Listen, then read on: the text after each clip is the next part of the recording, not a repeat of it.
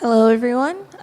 Again, my name is Thamara. I want to welcome you all again and thank you all, students and educators alike, for being with us. And of course, thank you to our panelists for joining us today. So to start off the conversation, I wanted to take advantage of both of your unique perspectives as leaders in the field of education, but specifically advancing civic education, and ask what you think the role of our state's education system in both the public and private sphere is in preparing the next generation of students for civic preparation. You go first. Oh, absolutely, go first. Okay. I have never been interviewed by a Rhodes Scholar before. I just completely blown away. So I used to teach civics. I think it's, I don't want to say how many years ago, but it's over 50. When I was a student teacher, I was in Illinois. It was in Hillary Rodham's school. She was a senior, and maybe she was in my government class. I don't remember. I told the story to Chelsea, but I'd like to believe it because I really care about civics, and I am incredibly disturbed by what's happened to civics education over this period, how it's been marginalized, reading math, nothing else, how, Vietnam War and around that era, it was seen as very political. For a variety of reasons, civics has dwindled, almost non-existent in the elementary school, unfortunately. When people go in and observe, they see it crowded out, minutes going down. And of course 39 states do have high school requirements, but we're not exactly sure what's in them. That's one of the things that TC would like to do and find out what those requirements actually are. But I think what really started my current angst was talking to our own TC students who are by and large millennials. With due respect for the ones in this room, many did not vote. We had been talking about what it means to be well-educated ever since Trayvon Martin and Ferguson and all the events, and saying that if people were really well-educated the way we mean it at CPRE, that's my research center and it's on my head, the way that we mean it at TC, that these events would not be happening. When we think of education and social justice, if people were really well-educated, we wouldn't be seeing all this. And then came the election, when our students were enormously upset, and they are saying they are well-educated, they're TC students, but when I spoke to them, many did not vote. They were on the barricades, calling us from Kennedy Airport where they were protesting, but they hadn't voted.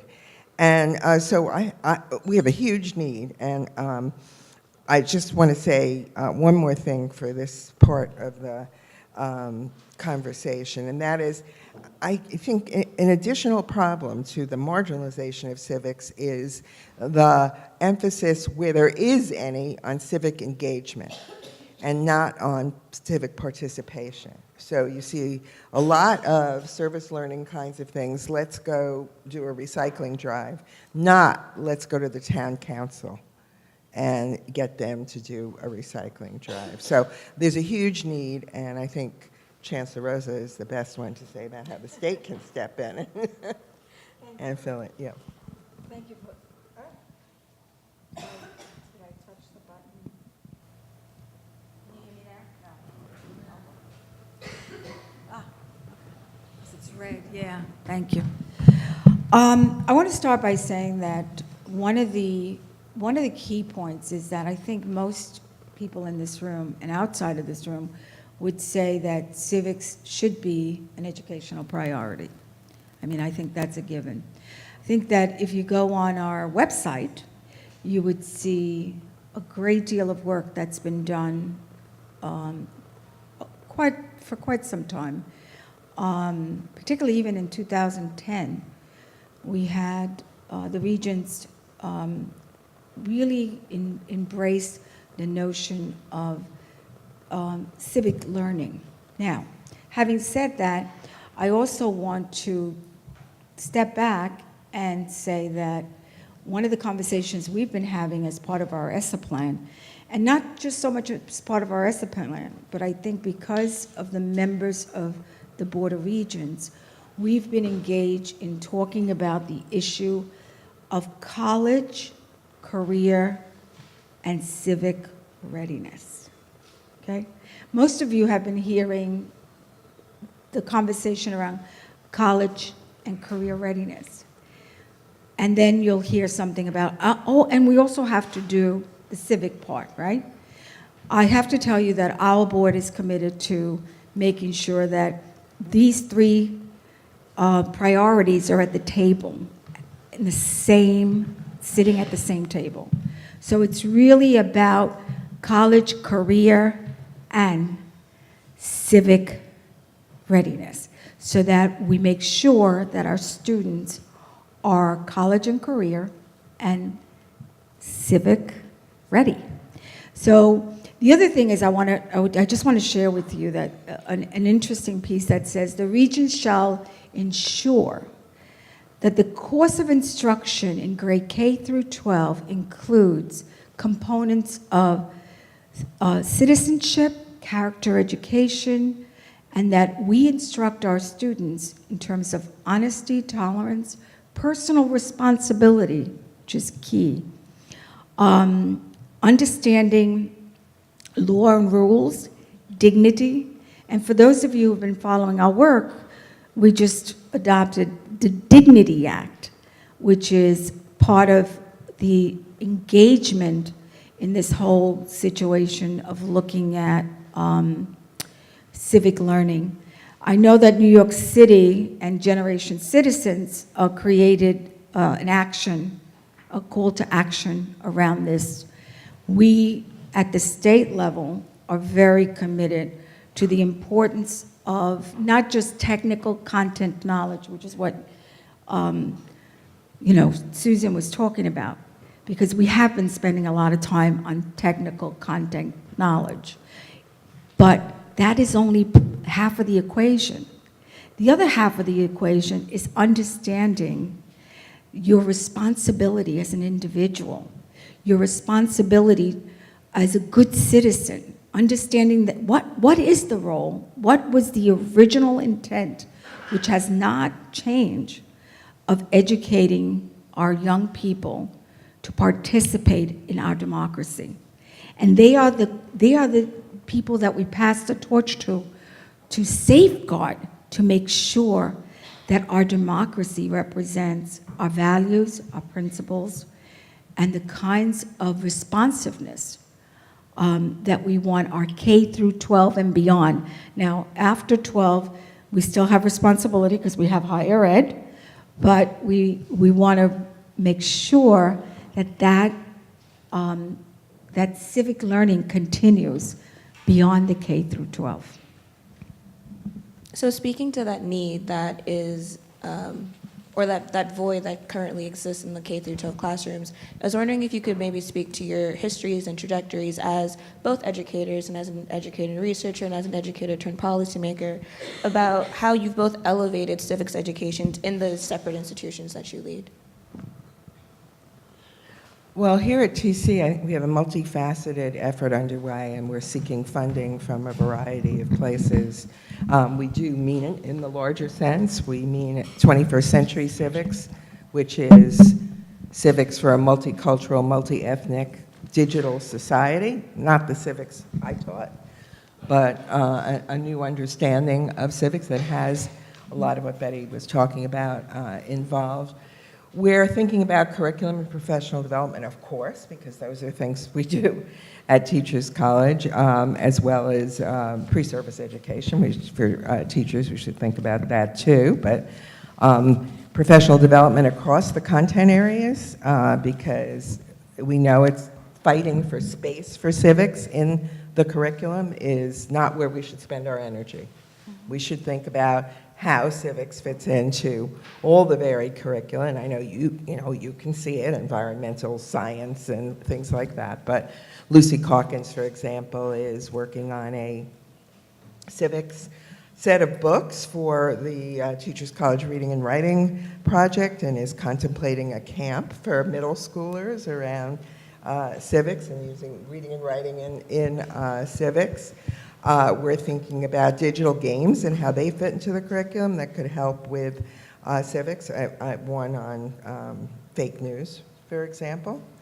Of course, this is all energized by Michael Rebell's work, bringing the imperative of civic participation as a legal state responsibility to the fore. So we're thinking about a variety of varied activities. I myself have also been thinking about what can the larger society do to send signals to schools, because I think the wrong thing would be another state test in civics or something like that. So I'm going to brag because I can, because I have no idea if anything's going to happen as a result. But I called the head of the Common Application, who is my alumna from Penn, and I said, wouldn't it be great if kids just had to list their civic activities in a separate column? Or if one of the prompts for an essay was on college, on civics, because that's the kind of signal we really need to get kids to attend. She thought it was a wonderful idea. That's the bragging part. The hard part is that there are a cast of thousands involved in developing the Common Application. Anything any of you could do to push that forward, I think it would be worth thinking about. Similarly, why not LinkedIn? Why not other things that provide incentives for people after post-secondary to think about their civic careers and how those are reflected in their presentation of themselves? Because the question asked about how our trajectories brought us here, I'm going to say that I ran for office. I was on the school board twice. I seriously considered a congressional run this time around until someone much younger with her own money got into the race. And as Donna Shalala's student here at TC, I think I could do nothing otherwise than pay attention to our civic responsibility. Okay. I want to add the fact that when we think about what are the kinds of, you talked about the issue of kind of doing almost, I'm looking back on my own school, middle school, that we used to have a full academy of community service. It was an entire academy, but the entire school was engaged in understanding some of the key issues about citizenship and some of the key issues about what it means. How do you sustain and how do you develop citizens that maintain the issue of what our constitutional democracy is about? Some of these are ideals, but at the same time, these are ideals that we hold.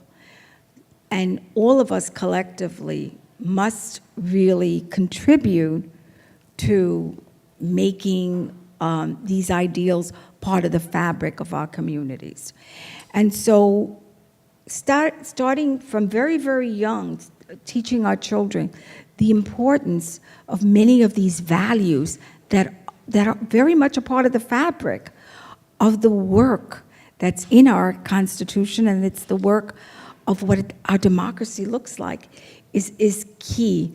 And too many times we treat it as a subject area, we treat it as something outside of, versus an integral part of what it means to be a contributing individual in our society. And so I think it's our opportunity to say, yes, this is important, but the idea that this is an individual that's going to be accepted into a higher ed or wherever, who's a contributing member of that community and that college, or contributing member of that society, has to be based on who they are as an individual, their values, their ideals, and many of these things are very much a part of the fabric of what we are. In many ways, we've lost our way in educating children. And we have to get back to the idea, even, somebody the other day said, even in play, when we teach children play and teach them about a sense of fairness. You know, you already had your turn, right? So let's make sure somebody else gets their turn. Some of those embedded, ingrained principles begin early on, and they continue throughout our education to instill in individuals what it means to participate, what it means to be personally responsible, what it means to dignify and to have the kind of sense of fairness, what it means to be an economic participant in our society. So I think many of these amazing lessons not only have to be a part of the fabric of knowledge and teaching our students, but must be a part of the fabric of how we as a society operate. And I think we've been spending an enormous amount of time of who's included, who's excluded, you know, who belongs, who has access. And so under the umbrella of equity and under the umbrella of access and opportunity lies something very, very important, and that is this notion of what is our civic learning and education, and what are those lessons, those important key lessons that help all of us collectively realize that we're in this together, that this is not about some and not others.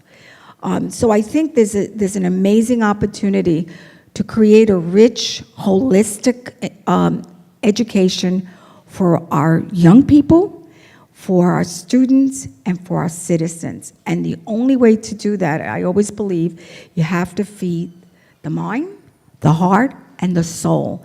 And I think we've been spending an enormous amount of time feeding the mind, but leaving out and not calling to action. What do you do with that? How do you as a citizen, as an individual, support the growth of your communities? And how do you give voice to those that are voiceless? How do you represent certain issues and take a position? How do you become an advocate? How do you take up many of the issues that right now in our country we're facing, and many of us are silent and refuse to get involved because, you know what, in some cases, they're not coming for me. Well, remember, not this time.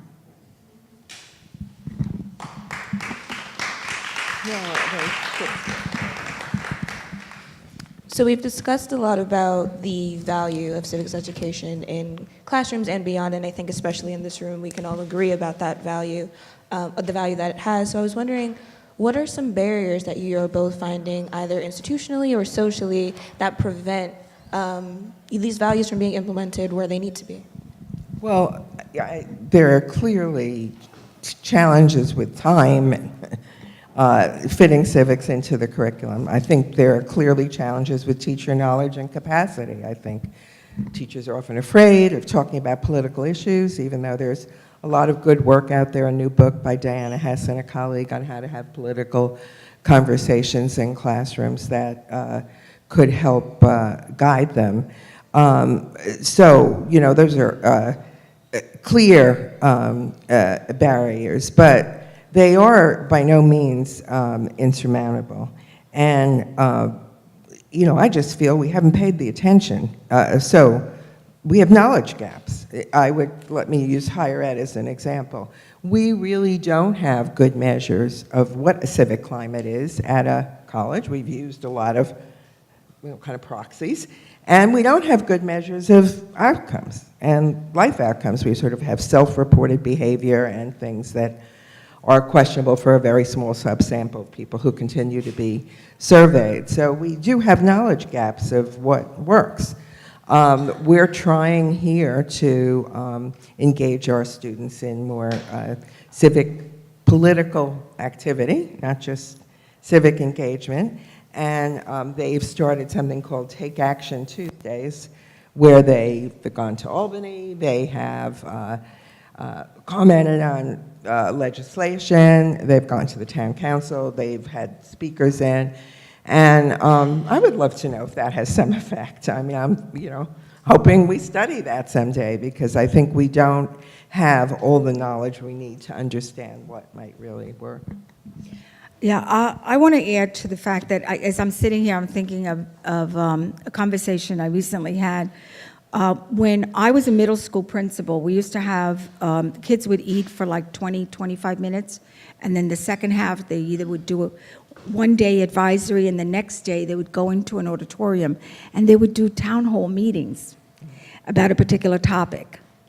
And I found that while the curriculum was asking all of us to engage our students in terms of thinking, because we've lost our way also about thinking, and critical thinking. And I used to walk into those town hall meetings, and students would debate many critical issues of our time, and many issues that were very, very personal to them, about whether it was school rules, parent, dating, or, curfews, whatever.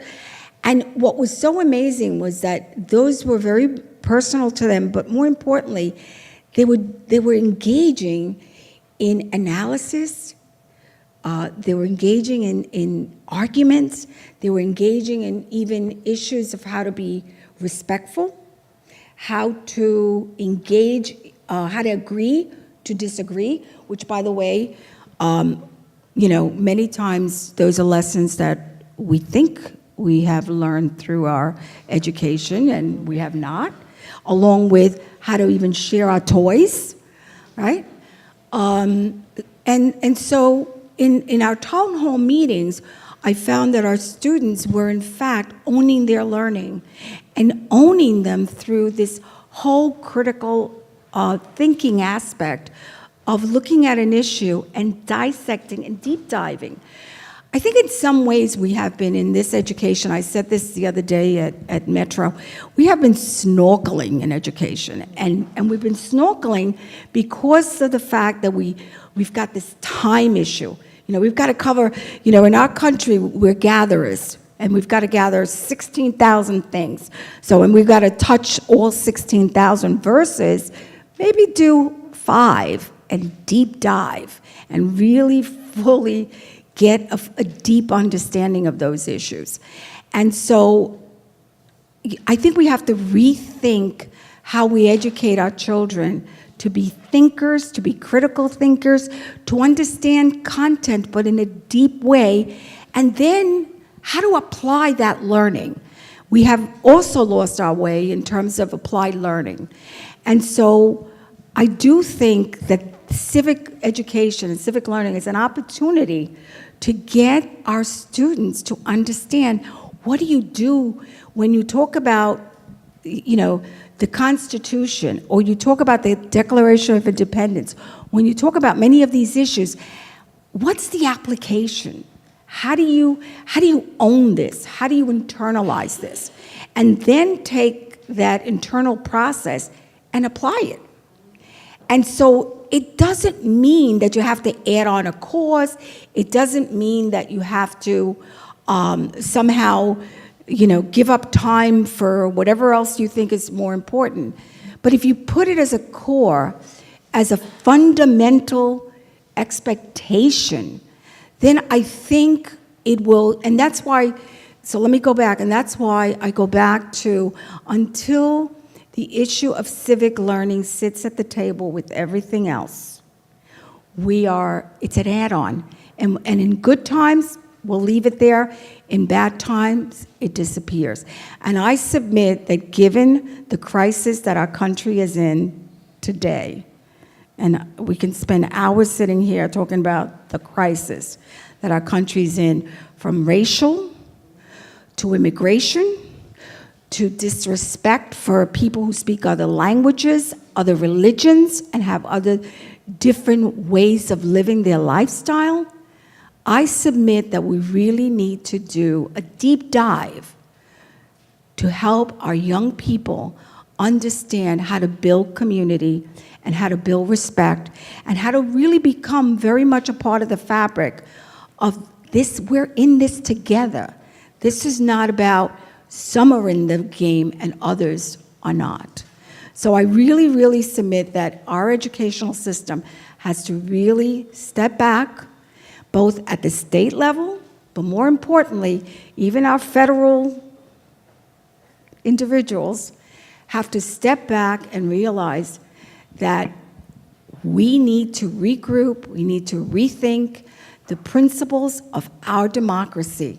And right now, we are in a crisis because we have leadership in Washington and we have others that are so committed to other issues other than the well-being of our society, our communities, and our young people.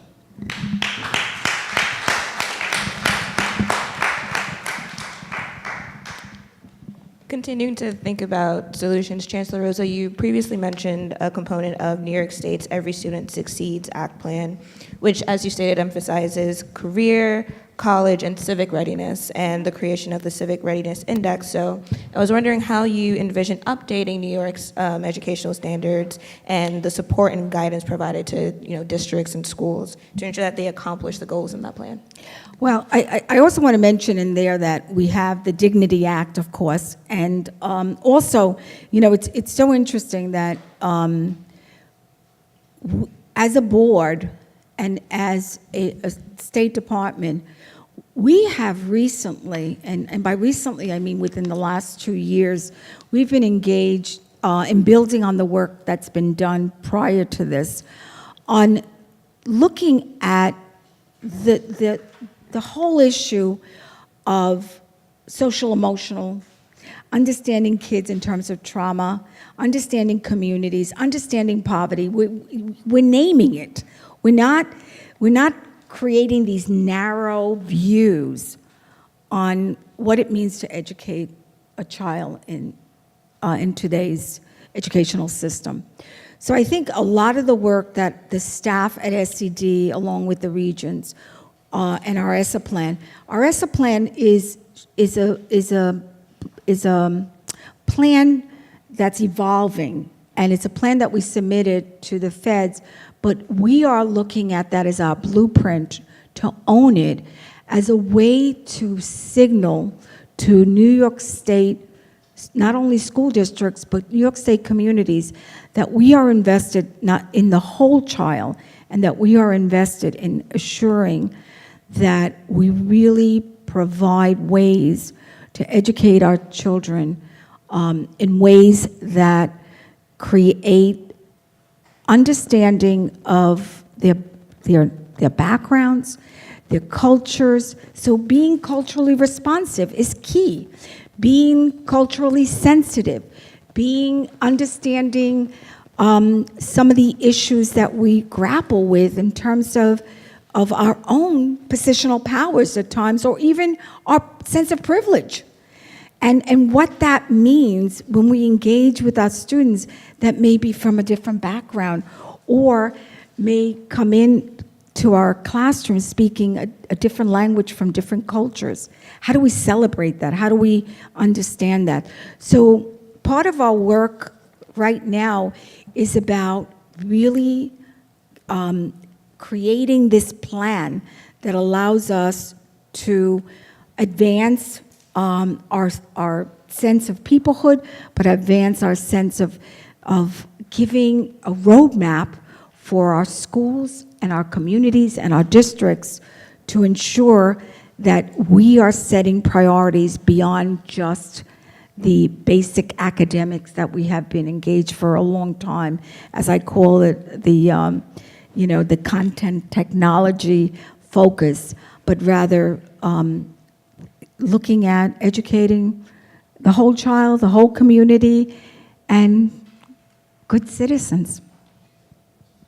So President Furhman, a part of the Civic Readiness Index, which I found really interesting, was the emphasis that it placed on respecting students with different ideals, different backgrounds, instilling a sense of responsibility in students to be civically prepared.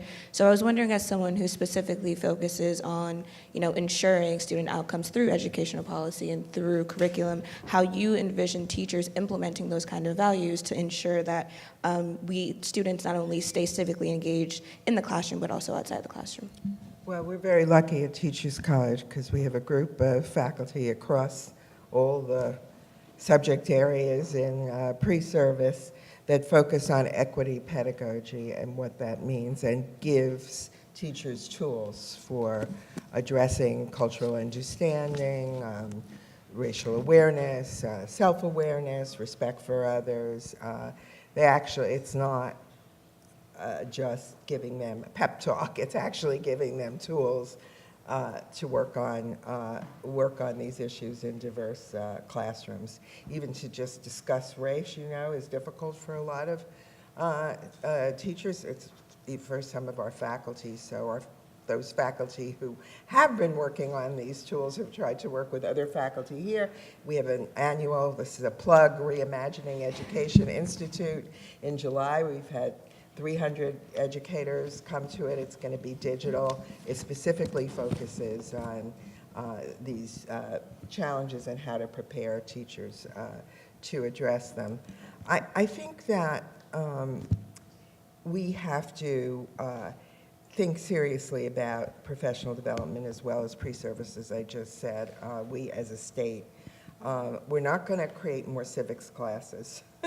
We have to have opportunities for civics to be incorporated in every subject, and we need to prepare teachers to be able to do that, to choose books that illustrate the issues, to focus on civic issues in every kind of iteration, and to raise the questions of critical thinking, evaluation, respect for others' opinion, respect for others' backgrounds in every aspect of their subject matter teaching. So. And lastly, before we open it up to audience questions, I wanted to ask you both how you think those in the audience, whether they be students or educators or policymakers, can play a role in contributing to the agenda that we just talked about. Well, I think that I'm extremely proud to say, and I do want to give a shout out for, actually there were three, but one had to leave. Two of our regents are in the audience, so I just want to give a shout out to both of them, Regent Reyes and Regent Chin, who's now, Regent Chin, I know, had a long commute to get here from upstairs. And Regent Mead was actually here. And we also have someone who not only lives this every day, but supports us, our very own, I was going to say Commissioner, Angelica Infante. So I think in terms of the audience, we are, as I said, we collectively have a responsibility to ensure that whatever role you play, that you model, that you engage and you get involved in many of these issues.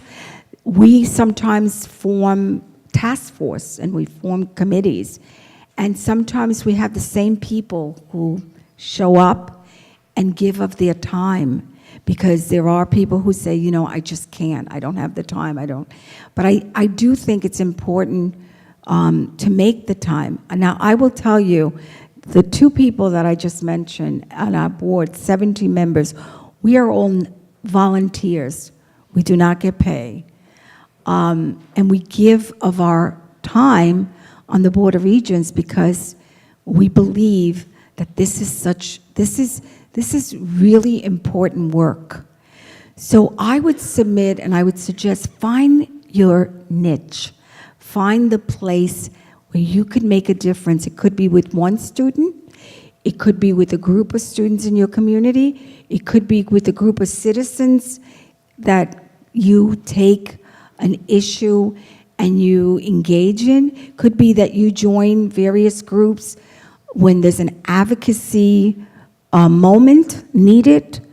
Sometimes when people say, you know, we're going to have this march, a lot of people would say, you know what, I'm going to stay home because somebody else is going to do it. No, we need to all be there. We all need to say presente. So I would say for all of you that are in this audience and all of you that are not in this audience, for you to reach out to several individuals and get involved with it, even if it's a service learning opportunity for several months to support a student, and then have that student maybe support another group of students. So it's the notion of, you know, payback, right?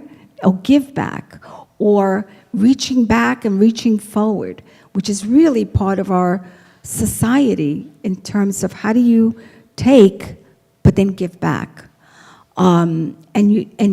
If you do that on a daily basis, if you do that every possibility, I would say that, and join many of our work groups and task force, and get involved in your own communities, and help students to get involved in being active participants in voting, and active participants in knowing that they need to understand what is happening in terms of our communities and society, and both their personal and legal responsibility for voting and everything else.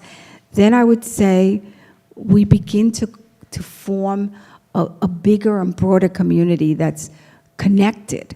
And I think that connectiveness helps us to make sure that many of these values and belief systems and things that we have, that are part of the fabric of who we are as people, in terms of peoplehood, gets translated as being extremely important. So I would echo all the mentoring, modeling, giving of your time. I wonder if the state, and this is not an issue for the Regents or any policy group, but maybe for a coalition of groups, including Generation Citizen and others, could set some goals. Increase voting in the 18 to 24-year-old population by X over a certain number of years. Goals for registration, goals for having young people attend commission meetings and political meetings, goals for people to increase comment on bills as they come out. If we aim for something and not just more, but something more specific, maybe that might help. Yeah, let me give a specific problem, a specific example. I think Regent Reyes was there recently. Under Somos, we had our 150 students throughout the state came together, and they did a Senate and a mock assembly. And they took up the issue of, guns in schools, the issue of immigration. And what was amazing was they had to make the arguments to take a vote, and to watch them, right? To watch them not only do the work to make these arguments, not only to stand up and know procedurally what each one of them was an assembly person, what that looked like, to just watch them was such you talk about hopefulness, feeling a sense that, you know what, I can leave tomorrow and know that we're in good hands with those 150 kids, but I want more than those 150 kids.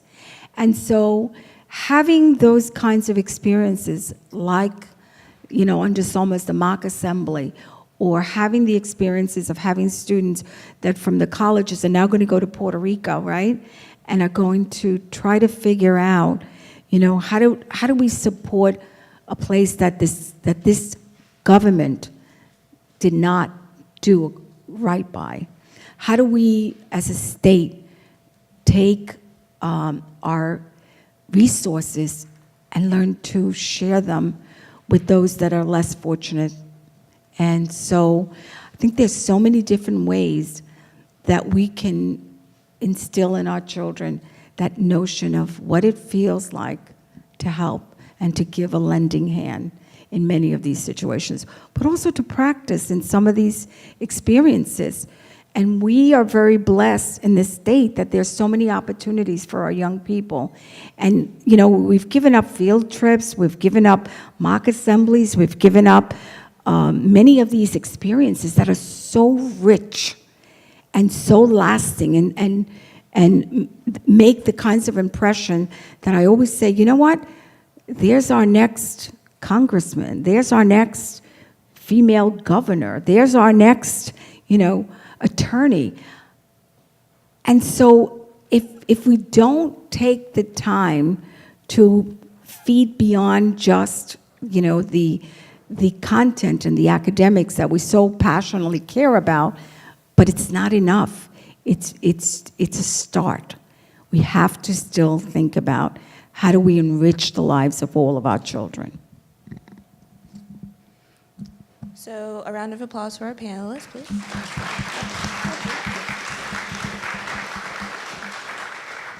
So I think we may have time for one or two quick questions from the audience. There are mic stands in the aisle, so you know, please feel free to engage in the theme of our conference here today. Can I speak? Yes, please. Okay. My name's Mary Jenkins of the League of Women Voters of New York City. And I would just like, I love that last question, by the way, because there are so many ways that everybody here and all their friends and relatives can get involved. And one of them is to join the League of Women Voters. Because we've been doing a lot of really good things. As you probably know, we train people to register, to conduct their own voter registrations in their organizations, churches, whatever. And even if a lot of people are already registered, it does bring awareness of the importance of voting, and we always include the dates of the elections to bring that to people's awareness. We also have a phone app called Voices, in which you can connect yourself directly with your local, state, and federal legislators. On Monday, a number of us were in various high schools helping students register to vote and educating them on which level of government they should go to for whatever issue concerns them, because a lot of people don't know that. They think that the president does everything. So with that, I just would love to hear more ideas about how we can all get involved and why we should get involved. Thanks.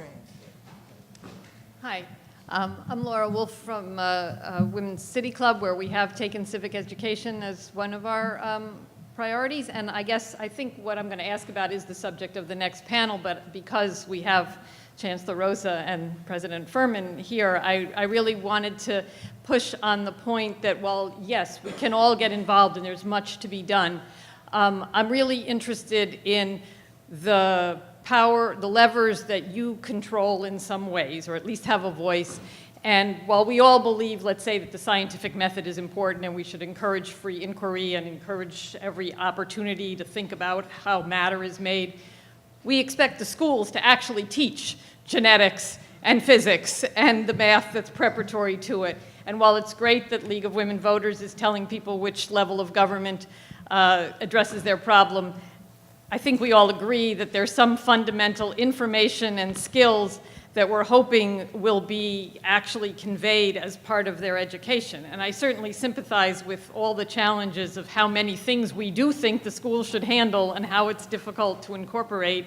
And I'm glad to see, as President Furhman mentioned, the attention to incorporating in reading and writing curricula content that addresses these things. But I wondered if you could both speak really directly to, as the chancellor of the system, and you have guidelines in the Regents that talk about this, what exactly can you and the state education department do, and what can citizens do to help the state and the legislature hold accountable the schools, and for President Furhman, as the people who are shaping what educators go out to schools equipped to do, where is there opportunity both for your institutions and for citizens to exert influence so that it's not an extracurricular, it's not a possible trip for 150 kids, but it's core?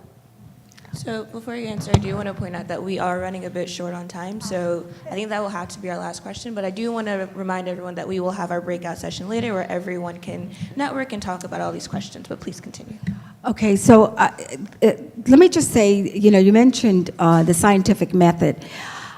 Many times we think of these issues in isolation, and I think the scientific method lends itself analysis, synthesis, for thinking about how our young people think about government. So I think part of this is breaking out of these silos, breaking out of the way we think about content area, and somehow that it's compartmentalized, but rather many schools are working across curriculum and are working with each other to transport many of these issues so that when students think about a particular issue, they're thinking about it. In English, we analyze, we synthesize. In science, we analyze and synthesize. In government, we analyze and say. So it's cutting these skills in this process, it's cutting across. So the board is very committed to helping school districts think about how do you do this deep dive into the various content area, making the content area very much a part of the fabric of learning. And you learn because you make these connections. How many in this room have said, aha, oh, area. Well, now I've got to measure to buy a rug. So now there it is.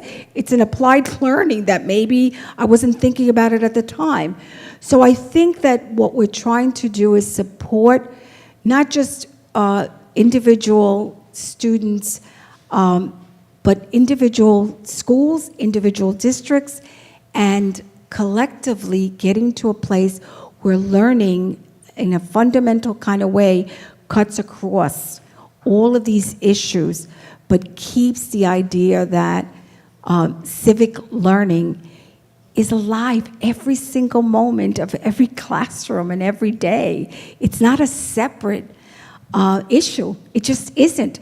Even when the young woman who asked the question, when you have two kids that have an argument and you bring them together and you say, okay, we got to get to yes, as Uri Fisher says, right? Negotiation and understanding and respect and all of that stuff. You're doing that work right then and there because you're helping young people understand how do they articulate a frustration or maybe even a misunderstanding, just like you would have it in a misread passage that you may walked away with one idea and somebody else walks away with a different idea.